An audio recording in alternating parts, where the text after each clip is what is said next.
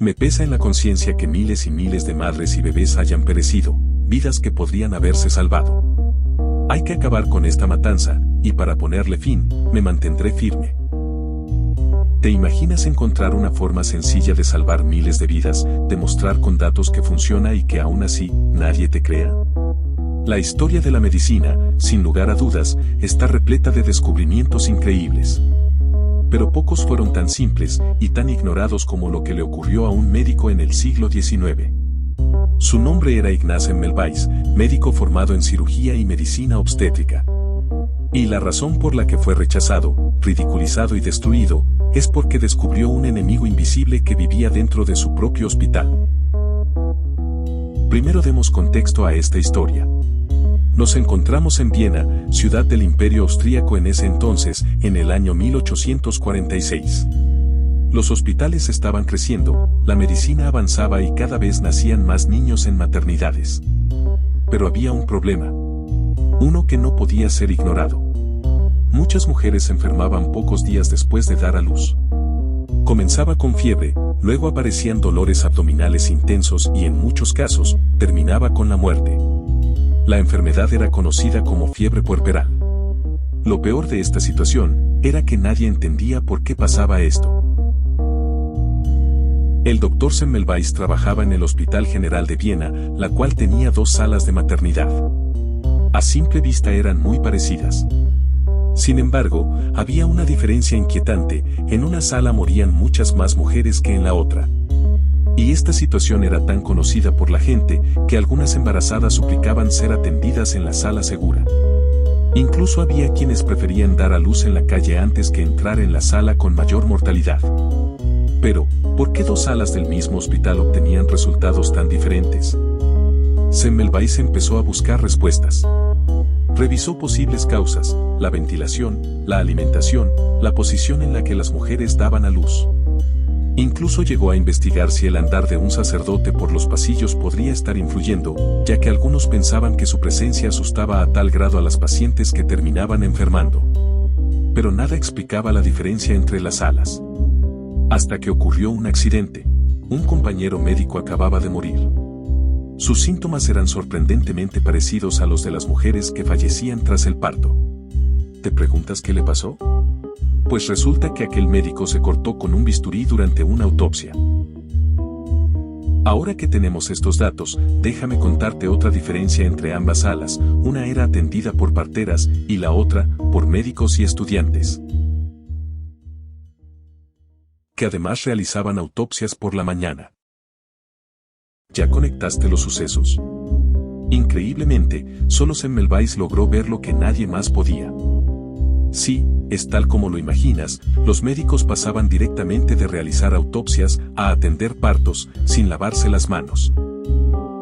Hoy parece obvio, pero en aquella época nadie conocía el concepto de bacterias, ni gérmenes, ni cómo se transmitían las infecciones. La idea de que seres microscópicos, invisibles al ojo humano, pudieran causar enfermedades simplemente no existía. Y aunque Semmelweis no podía verlos, intuyó que estaban ahí. Algo que él llamó partículas cadavéricas estaba siendo transportado por las manos de los propios médicos. Teniendo en mente estas partículas, implementó una nueva norma en el pabellón del hospital: todo el personal debía lavarse las manos con una solución de cal clorada antes de atender a una paciente. Y tal como lo estás pensando, esta práctica tuvo resultados positivos: la mortalidad cayó de forma drástica. En algunos meses, fue apenas una fracción de lo que había sido antes. Lo lógico sería pensar que todos celebraron el descubrimiento, pero ocurrió exactamente lo contrario. Muchos médicos consideraban ofensiva la idea de que sus propias manos pudieran estar matando pacientes. Aceptar la teoría de Semmelweis significaba reconocer que ellos mismos habían estado transmitiendo la enfermedad. Y no lo iban a permitir. A pesar de que algunos médicos lo apoyaron, la resistencia a sus ideas era mucho mayor. Así que Semmelweis fue criticado y ridiculizado. Fue despedido del hospital y poco a poco, sus ideas fueron siendo rechazadas. Lo que más indigna de esta historia es que su situación nunca mejoró. Semmelweis mantuvo su postura, escribió un libro donde detallaba sus descubrimientos, todo con la esperanza de lograr un cambio en la comprensión de la fiebre puerperal. Sin embargo, el rechazo generalizado persistió, lo que lo afectó profundamente. Se volvió cada vez más obsesivo y agresivo defendiendo sus ideas. Escribía cartas insultando a otros médicos, llegando a acusarlos de ser los directos responsables de la muerte de miles de mujeres. Toda la situación terminó por devastar su salud mental. Al final, sus amigos y familiares lo internaron en un hospital psiquiátrico a las afueras de Viena. Permaneció en aquel psiquiátrico hasta su muerte en 1865. Irónicamente, murió por una infección en una herida de la mano, probablemente causada por los golpes que recibió de los guardias del hospital psiquiátrico. Apenas unos años después, científicos como Louis Pasteur y Joseph Lister demostraron la teoría de los gérmenes y la existencia de los organismos microscópicos. Y así, el mundo comprendió tardíamente que Semmelweis había tenido razón desde el principio. Hoy, lavarse las manos parece un gesto insignificante. Lo hacemos antes de comer, después de tocar ciertas superficies o en los hospitales, casi sin pensar en lo que representa para nuestra salud. Pensar que hubo una época en la que esa simple acción era considerada absurda resulta difícil de creer. Hoy nos resulta fácil pensar que todos habríamos apoyado a Semmelweis. Pero la historia demuestra que las ideas no siempre son rechazadas por ser falsas.